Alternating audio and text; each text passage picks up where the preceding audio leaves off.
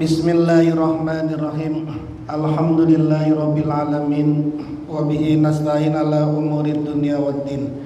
Wassalatu wassalamu ala sayyidil mursalin sayyidina wa habibina wa syafiina wa maulana Muhammadin wa ala alihi wa sahbihi ajma'in. Amma ba'du, khususan man sannafa hadzal kitab rahimallahu ta'ala wa nafa'ana bihi wa bi ulumihi wa bi ulumihi wa bi ulumihi wa fid dharaini amin. Al-Fatihah. A'udzu billahi minasy syaithanir rajim. Bismillahirrahmanirrahim. Alhamdulillahi rabbil alamin arrahmanir rahim maliki yaumiddin. Iyyaka na'budu wa iyyaka nasta'in ihdinas siratal mustaqim siratal ladzina an'amta 'alaihim ghairil maghdubi 'alaihim waladdallin. Amin. Bismillahirrahmanirrahim. Para asatidz, sahabat-sahabat sekalian, melanjutkan pembacaan kitab Futuhul Ghaib karangan dari Tuan Syekh Abdul Qadir Al-Jailani radhiyallahu anhu wa qaddasallahu sirrah. Kita sudah berada di penghujung makalah ke-26 mengenai larangan dari membuka cadar dari wajah. Jadi setelah seseorang ini di hatinya dikelilingi oleh pasukan-pasukan Allah, hatinya sudah dijaga betul dengan pasukan-pasukan Allah, maka saat ada masyarakat yang datang ke dia, murid yang belajar kepada dia, tamu yang datang minta tolong kepada dia, maka semua tidak berpengaruh terhadap dirinya, tidak membuat dia menjadi sombong, tidak membuat dia menjadi bangga-bangga. Pun juga begitu, ketika dia dihadapkan atau diberikan seorang wanita untuk dinikahi, maka perempuan yang hadir di dalam hidup dia adalah perempuan yang tunduk kepada dia, perempuan yang justru mensupport apa yang ada padanya, perempuan yang keluarganya menghormati dia. Pun juga begitu Tuan Syekh, andaikan dia didatangkan isinya dunia, maka isinya dunia sudah tidak jadi rusak. Apa yang dihadirkan oleh Allah, apa yang diberikan oleh Allah berupa dunia dan isi-isinya tidak membahayakan dia. Dan dia tahu bahwa apa yang diberikan oleh Allah itu ada yang memang bagian dia utuh. Kismuka minha, sesuatu yang memang utuh bagian dia. Yang satu lagi ada malaisa bikismika minha. Satu bagian adalah yang bukan bagian kita, tapi bagiannya orang-orang yang harus disedekahin, bagiannya orang-orang kawan-kawannya, bagiannya tetangganya. Bahwa harta yang ada di dia ini ada yang memang diberikan sama Allah utuh buat dia, buat keperluan pribadi dia, buat keperluan keluarga dan pribadi dia. Ada juga harta yang diberikan oleh Allah untuk keperluan orang lain. Allah hantarkan dunia kepada dia ini bukan cuma dihantarkan, tapi diperintahkan untuk mengambil dunia, diperintahkan untuk mengambil harta. Sehingga orang yang sudah pada tahapan seperti ini mencari nafkah sama seperti dapat pahala dia melaksanakan sholat. Kenapa? Karena sholat perintah Allah. Nah ini dia disuruh mengambil rezeki, disuruh mengambil harta, diperintah sama Allah.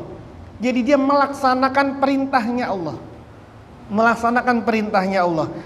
Intinya adalah kata Tuan Syekh, orang yang sudah diberikan, yang hatinya sudah kejaga dengan itu semua, maka apapun yang datang kepada diri dia, apapun yang sampai kepada diri dia, apapun yang diberikan oleh Allah kepada diri dia, la yadurrum, tidak membahayakan dirinya, tidak membuat dia semakin jauh kepada Allah, tidak merubah sedikit pun keyakinan dia atau sifat dia kepada Allah Subhanahu wa taala.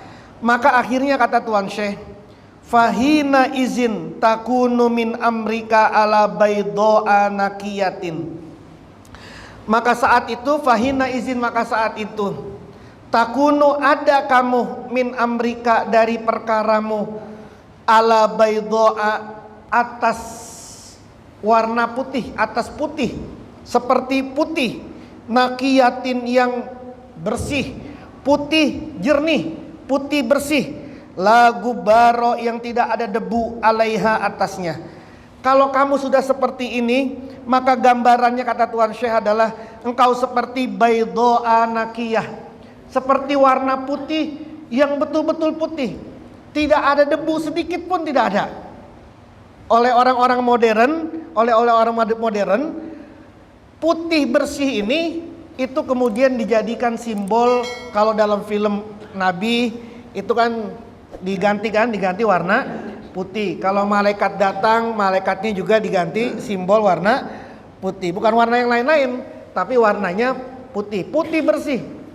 Itu saat ini orang-orang modern itu kemudian menggambarkan gitu.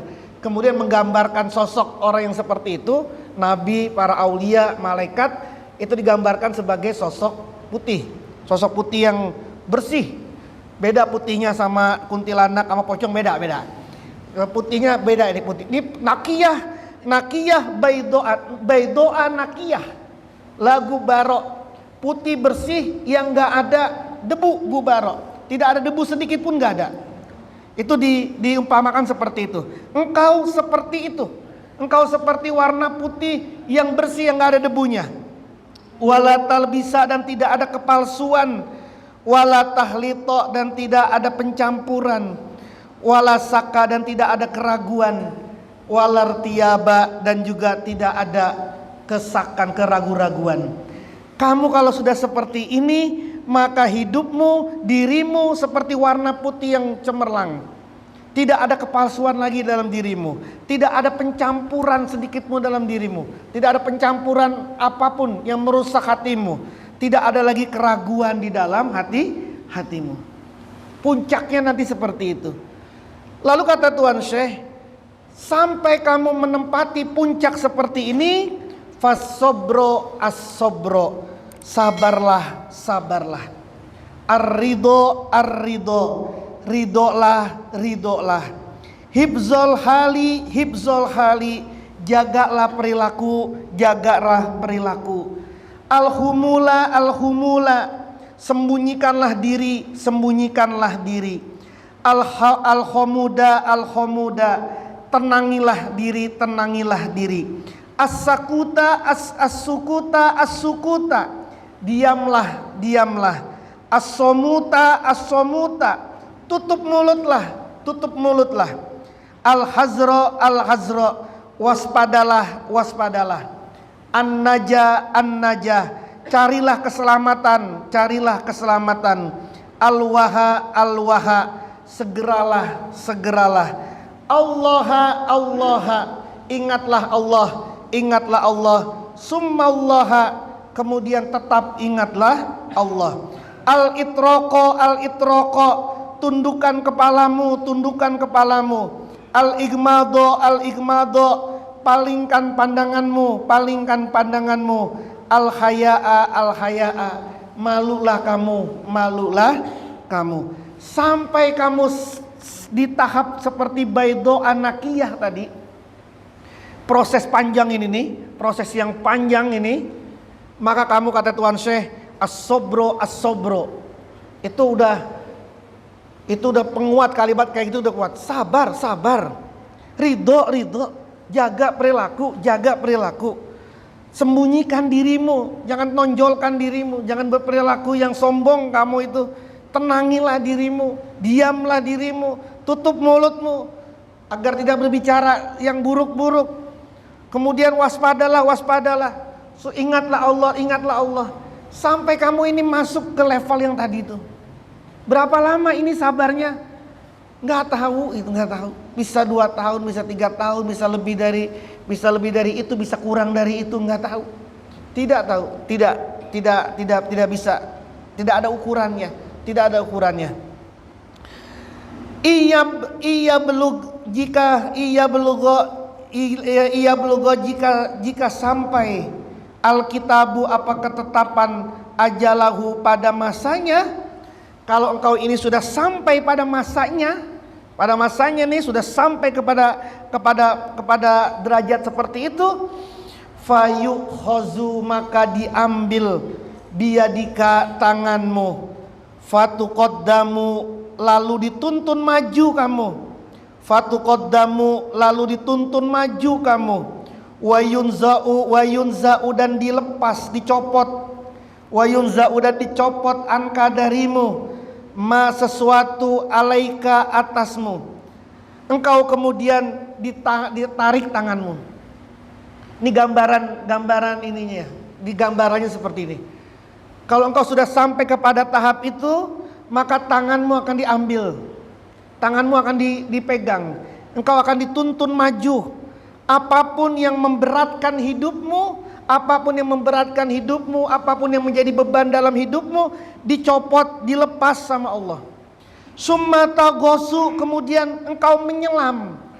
Setelah dibersihkan, setelah dicopot bebannya, setelah dimajukan, dituntun, summa tagusu, kemudian kamu menyelam. Fi biharil fadhaili, di samudra keutamaan-keutamaan. Wal minani, dan anugerah-anugerah. War rahmati, dan rahmat. Summa tukhraju, kemudian dikeluarkan kamu. Minha, dari samudra keutamaan. Minha, dari samudra keutamaan.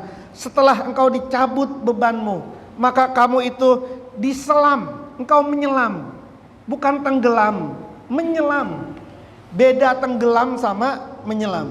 Kalau tenggelam gak punya persiapan, kalau menyelam punya persiapan. Kamu kemudian menyelam. Menyelamnya kemana? Ke lautan keutamaannya Allah, ke lautan anugerahnya Allah, ke lautan rahmatnya Allah. Setelah kamu menyelam, kamu kemudian dikeluarkan lagi dari samudera itu, yang oleh para tradisi-tradisi zaman dahulu, baik di zaman sebelum Nabi Muhammad, itu kemudian disimbolkan dengan dicelupin di air itu, dilelapkan di dalam air. Yang sekarang orang-orang Kristen, orang-orang Nasrani beberapa juga masih pakai itu, dibaptis. Jadi dia direndam gitu loh, direndam, diceburkan, direndam, lalu kemudian dibangkitin lagi. Di zaman dulu juga memang seperti itu. Para nabi sebelum ini juga kalau mau mengsahadatkan lah, kira-kira gitu, mau mengsahadatkan itu diceburin dulu di lautan, ditenggelamkan dulu sama gurunya, sama nabi itu, ditenggelamkan, kemudian diangkat lagi. Di tradisi Jawa juga sama seperti itu, meskipun skalanya beda gitu loh. Engkau harus kumkum istilahnya, kumkum. Jadi kita kumkum itu setelah 3 hari pati geni, muti itu gak boleh makan yang bernyawa. Makan buka puasanya cuma seteguk air doang buka puasanya itu, karena biar tidak wisol. Maghrib minum seteguk, nanti makan lagi sahur. Nah kemudian nanti begitu 3 hari. Nanti setelah hari ketiga itu terakhir dari maghrib, dari habis isya sampai jam 12 dikumkum kita itu, direndam. Ini doang, segini doang nih, direndam kita itu, direndam di sungai atau pokoknya direndam lah, dikumkum gitu. Baru kemudian diajak. Memang tradisinya seperti itu gitu. Memang tradisinya seperti itu. Nah, entah memang seperti itu, tapi Tuan Syekh menggambarkannya begitu. Kamu dituntun tanganmu, lalu semua beban-beban hidupmu dicopot. Jadi engkau cuma pakai pakaian khusus. Kan itu kan cuma pakaian khusus kan, yang nanti bisa kemudian dia menyelam itu dengan pakaian khusus. Lalu kemudian dikeluarkan lagi dari samudera itu, dari air itu. Setelah dikeluarkan, fatuhlau, maka dipakaikan kamu. Fatuhlau, maka dipakaikan alaika atasmu. Fatuhlau, maka dipakaikanlah alaika atasmu. Hilul anwari, pakaian cahaya-cahaya. Wal asrori, pakaian sir-sir, misteri-misteri. Wal ulumi, pakaian ilmu-ilmu. Wal ghoraibi, dan pakaian keanehan-keanehan. Wal laduni, bukan mim itu, lam, bukan Madinah tapi lam. Alma al-laduniyah, al-laduniyati, yang sifatnya laduni. Engkau ini diangkat lagi di samudera Allah, maka kemudian kau dikasih pakaian cahaya, pakaian misteri, pakaian ilmu laduni, pakaian kegoriban laduni. Engkau naik lagi, engkau ini bangun, keluar dari air, kayaumin waladathu ummuh. Sudah seperti bayi yang baru dilahirkan. Sudah seperti itu lagi. Setelah itu summa tuqarrabu, kemudian kamu didekatkan. Summa tuqarrabu, kemudian kamu didekatkan. Wa tuhaddasu, dan diajak bicara, diajak bicara, diajak ngobrol, diajak bicara. Siapa kamu fihi pada Allah, bi'i'lamin dengan pengetahuan, wa ilhamin dan ilham.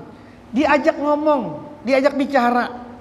Makanya nggak heran di kitab-kitab itu banyak sekali para ulama-ulama, syekh-syekh, para imam-imam yang menulis ra'aitu Allah fil manam wa qala li. Aku melihat Allah di dalam tidur, lalu Allah berfirman kepadaku ini. Banyak itu. Kalau Anda baca kitab-kitab kitab-kitab manaqib, kitab-kitab sejarah para ulama, itu banyak itu yang mereka itu menulis itu, bicara, diajak ngobrol, diajak bincang-bincang dengan ilmu dan ilham. Tentu saja ngobrolnya itu nggak seperti ngobrolnya manusia, kita di sini Allah di sana. Ya tentu saja ngobrolnya bukan seperti itu dimensinya. Waktu kalamu, dan kau diajak bicara, waktu to, dan diajak diberikan, waktu to, dan diberikan kamu, waktu gena, dan dikayakan, dicukupkan kamu. Watus ja'u, dan diberikan keberanian kamu. Waturfa'u, dan dinaikkan kamu. Waturfa'u, dan dinaikkan kamu. Watuhotobu, dan diseru kamu. Udah, ini dimensinya udah naik ini nih. Udah ngomong-ngomong, udah cakap-cakap. Udah bukan arwahuhum asbahuhum fil ardi wa arwahuhum fis sama. Badannya memang ada di bumi, tapi ruhnya sudah bersamanya. Segitunya. Gambarannya kayak begitu. Orang dimi'rajkan oleh Allah Subhanahu wa taala. Setelah engkau harus benar-benar bertempur melawan jiwamu, bertempur melawan nafsu, bertempur lawan dunia, bertempur melawan keinginan-keinginan yang tadi kemudian kau suruh sabar, suruh ridho, suruh jaga. Puncaknya adalah engkau akan diperlakukan oleh Allah seperti ini. Bayangan kita, ya Allah, gini-gini banget hidup ini. Kalau emang susah, nggak bisa kayak begitu, udah benar, ikut saja dengan orang yang sudah sampai kepada level, kita ikut aja level itu. Kalau kita ini jadi murid, ikut saja sudah ikut. Rasanya nggak punya bayangan. Anda punya bayangan nggak sampai ke tingkat kayak gini? Punya bayangan nggak kira-kira? Ya Allah, ngadepin dunia kayak begini aja udah galau hidupnya terus. Sabarnya, ridhonya. Udah ikut saja, ikut. Kalau kata orang NU mah, gandolan kiainya, sarungnya, gandolan sarungnya kiai, udah gitu. Gandolan sarungnya kiai, udah kita. Waktu khotobu, dan kau diseru innaka al yauma ladaina matinun. Makinun aminun. Innaka, sesungguhnya kamu, al yauma, hari ini, engkau Nabi Yusuf maksudnya, al yauma, hari ini, ladaina, di sisi kami, makinun, posisi pejabat tinggi, makinun, kedudukan tinggi, aminun, yang terpercaya. Ini omongannya raja yang mengangkat Nabi Yusuf. Ini innakal yauma ladaina makinun amin. Fahina izin, maka tatkala ini, kalau engkau sudah seperti ini, udah diangkat, udah dibaiat, sudah dilantik lah, kira-kira begitu, sudah dilantik. Iktabir, maka ambillah pelajaran. Iktabir, maka ambillah pelajaran. Halata Yusufa as-Siddiq, keadaan Nabi Yusuf as-Siddiq alaihissalam. Lalu kata Tuan Syekh, ambillah pelajaran dari Nabiullah Yusuf alaihissalam. Beliau ditempa kayak begitu tuh, ditempa seperti itu. Kecil udah harus berpisah dengan orang tuanya. Terus kemudian dibesarkan oleh raja saat itu. Kemudian difitnah karena dianggap mau memperkosa Zulekho. Lolos semua itu sampai di penjara tahunan-tahunan itu. Lolos maka baru kemudian innakal yauma ladaina makinun amin. Berapa tahun itu? Di penjaranya aja katanya sampai 20 tahun. Penjaranya doang itu. Nggak ketemu sama orang tuanya itu sudah lebih dari 40-an tahun. Nggak ketemu sama orang tuanya. Nabi Yakub, padahal itu Nabi Yakub sampai buta matanya. Sampai tidak bisa melihat, saking terus nangis. Nggak diizinin sama Allah untuk ketemu sama Nabiullah Yusuf.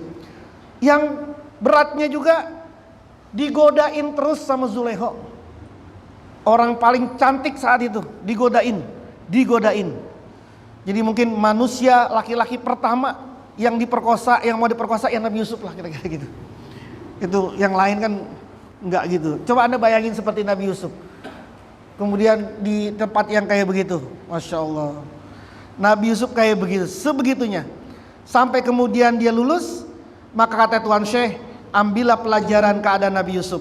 Hina hutiba, ketika diajak diseru, bihazal hitobi, dengan seruan ini, ala lisani mulki Misra, atas lisannya Raja Mesir. Siapa Raja Mesir itu? Namanya Akhnatun Raja Mesir itu. Wa azimiha, dan penguasanya Mesir. Wa fir'auniha, dan fir'aunnya Mesir. Jadi diangkat setelah lulus semuanya itu, diangkat menjadi innakal yauma ladaina makinun amin. Karena ada lisanul maliki, lisannya raja, qailan itu yang bicara, mu'abbiran yang memberi ibarat, yang memberi ungkapan, bihazal hitab, dengan seruan ini. Memang yang ngomong ini adalah lisannya si raja.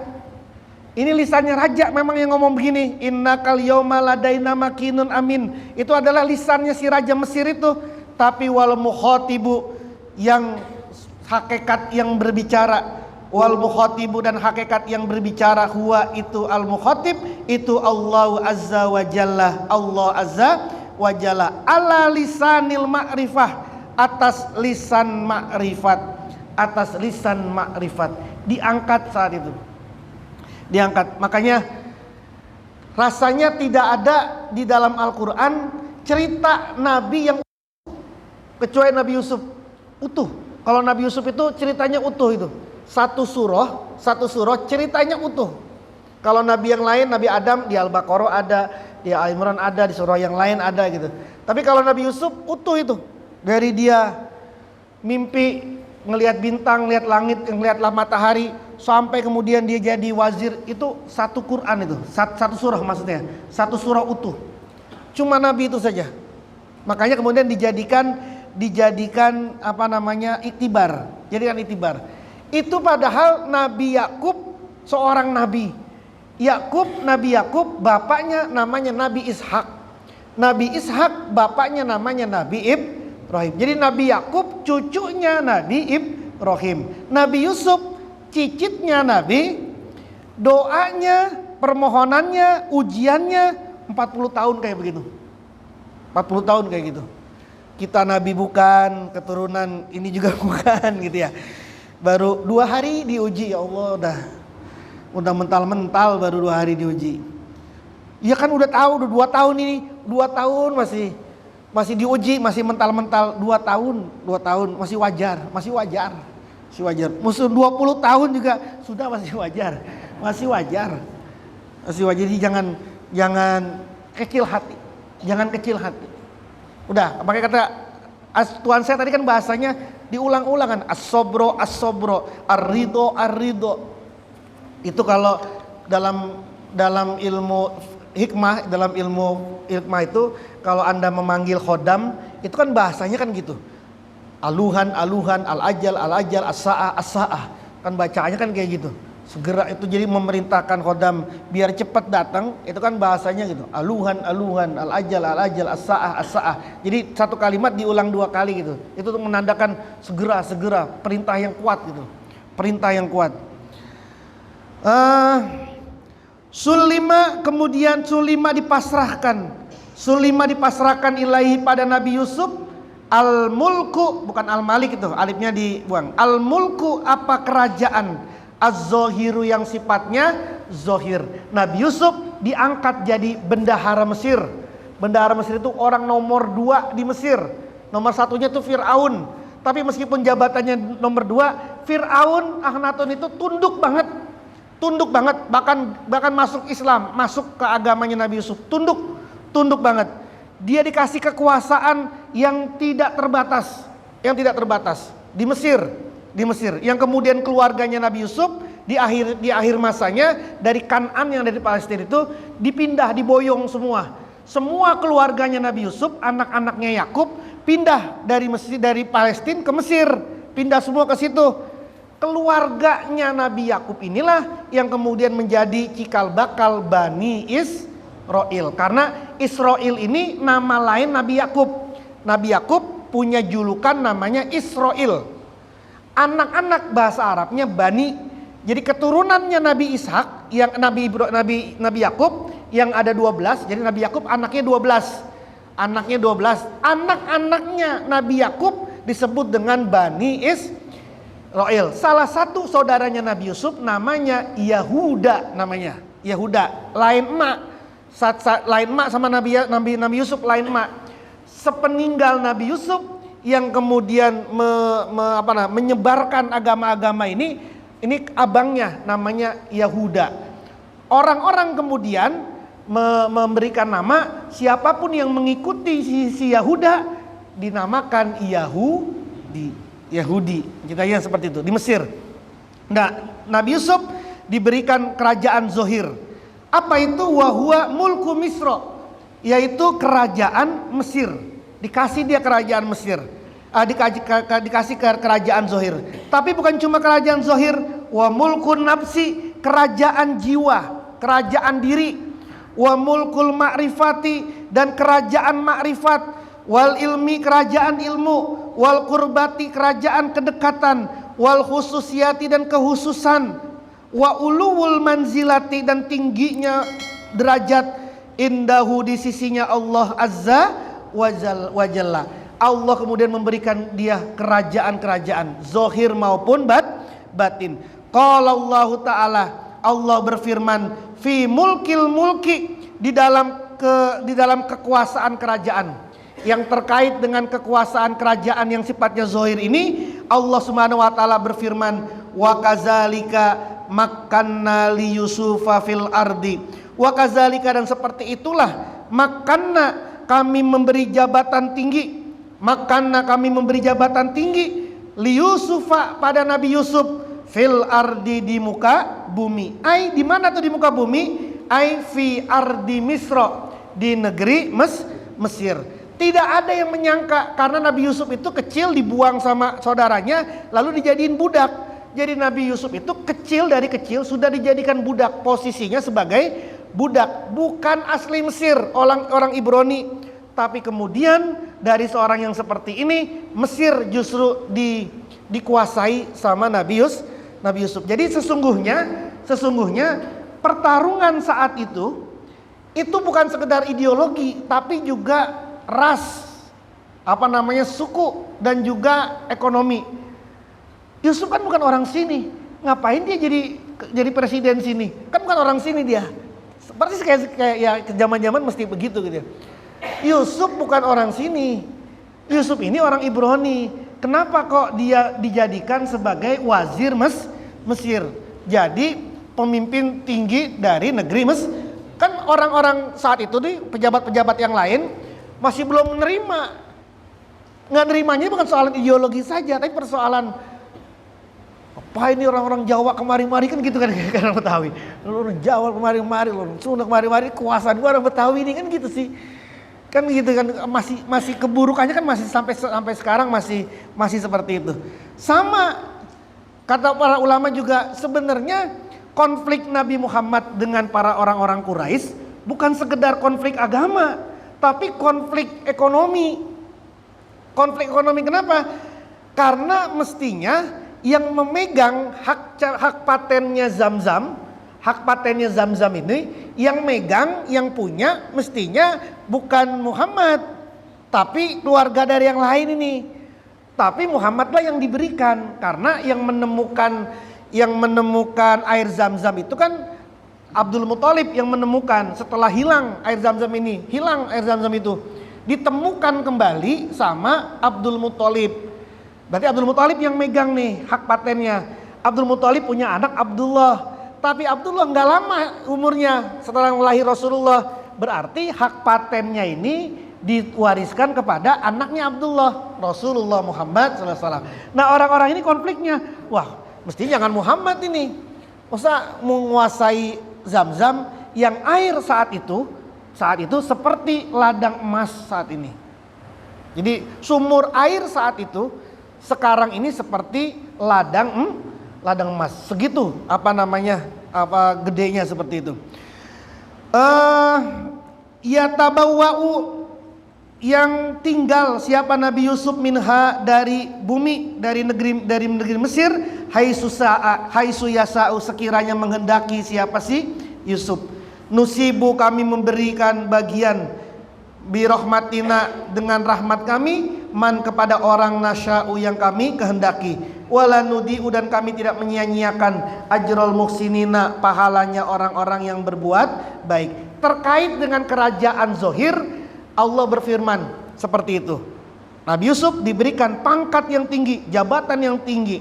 Yang Nabi Yusuf tinggal di negeri yang itu bukan kampungnya sesungguhnya, tapi jabatannya diberikan ke kerajaan Mesir, negeri Mesir, bahkan diberikan kepada Nabi Yusuf. Qala ta'ala, berfirman Allah Ta'ala fi mulkin nafsi, tentang kerajaan diri. Tadi kan kerajaan yang zohir. Tentang kerajaan diri itu seperti apa?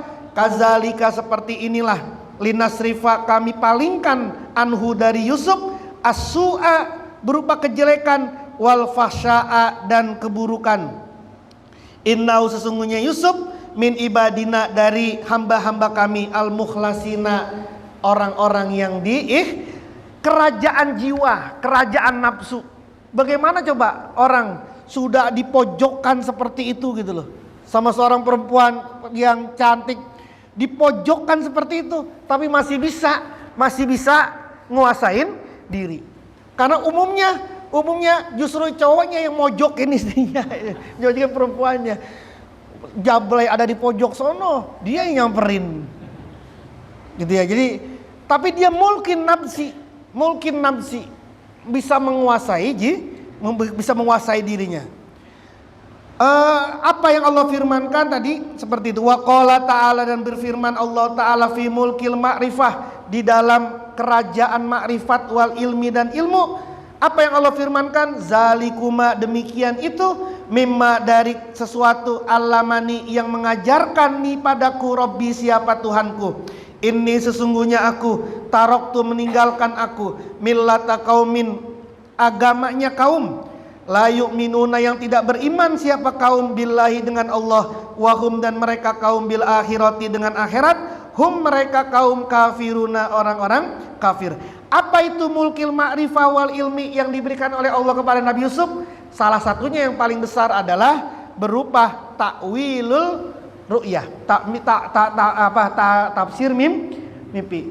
Tidak ada satupun yang bisa menafsirkan mimpi raja saat itu kecuali Nabiullah Yusuf alaihissalam. Padahal semuanya ahli. Jadi maka dikatakan mukjizatnya Nabi Yusuf dua yang besar. Yang pertama gantengnya, yang kedua tafsir mimpinya. Gantengnya ini, kenapa gantengnya? Tidak ada dari zaman Nabi Adam sampai sekarang orang yang kalau dia lewat ada perempuan yang lihat dia, kemudian perempuannya lagi megang pisau, lalu kemudian tangannya keiris-iris pisau, kagak terasa karena saking. Siapa yang paling ganteng di sini? Siapa yang paling ganteng di sini? Ucup paling ganteng. Lewat sini. Ibu-ibu ngelihat gimana coba? Kopi pahit jadi manis, sampai kopi pahit jadi kopi pahit lagi. Salah siapa itu? Nggak ada itu, tidak ada. Saking itu. Itu kan mukjizat itu. Yang kedua tafsir mimpi. Tafsir mimpi.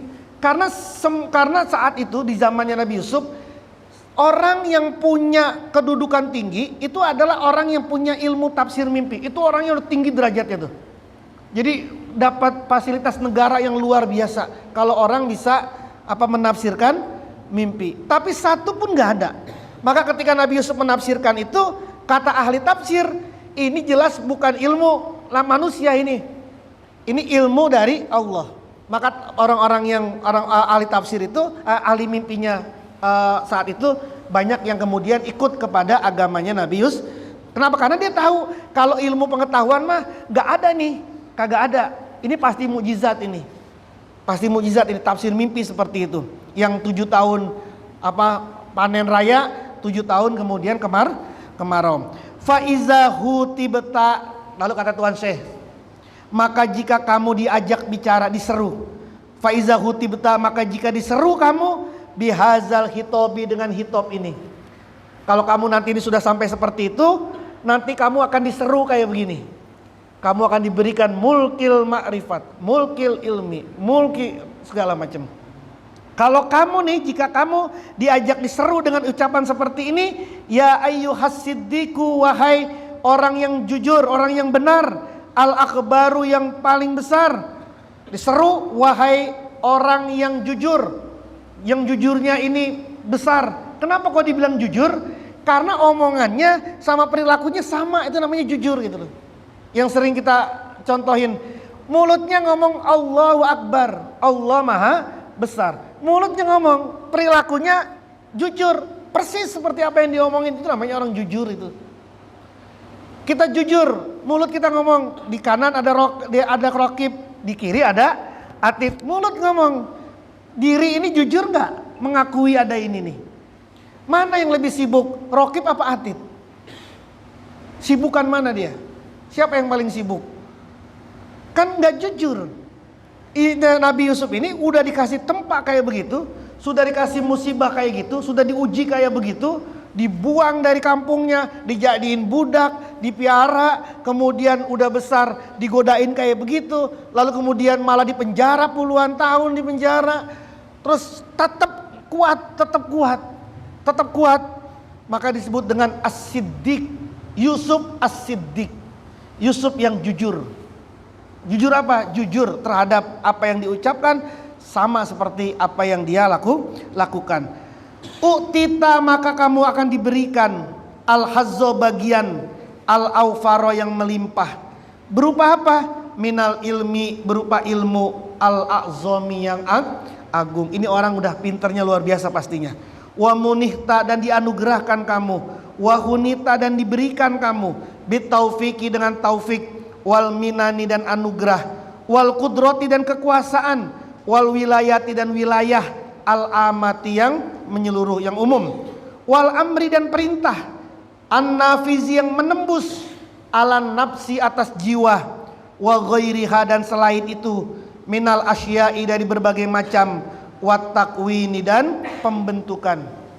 Wat takwini, dan alam.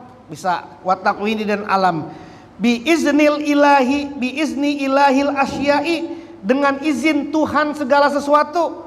Fit dunya, di dalam dunia semua diberikan.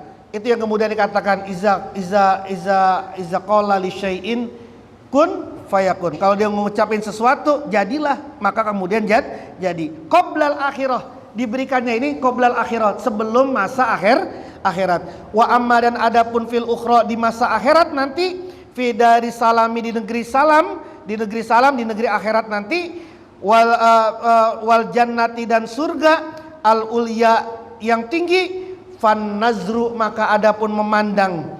Ila wajhil maula, pada wajah zat yang maha penguasa. Al karim, yang mulia. Itu ziyadatun, sebagai tambahan. Wa minnatun, dan anugerah. Wa huwa, dan adapun memandang Allah, itu al-munna, sebuah anugerah. Allazi la goyata, yang tidak ada ujungnya. Lahu, padanya. Wala muntaha, dan tidak ada akhirnya. Karena apa? Karena puncak kenikmatan sesungguhnya adalah orang yang bisa melihat Allah Subhanahu wa ta'ala. Orang yang baru masuk surga belum sampai di puncak. Karena puncak kenikmatan nanti di akhirat adalah saat dia bisa melihat wajahnya Allah Subhanahu wa ta'ala. Tapi ini sekali lagi dimulai dari jangan buka-buka kerudungmu, jangan buka-buka cadarmu.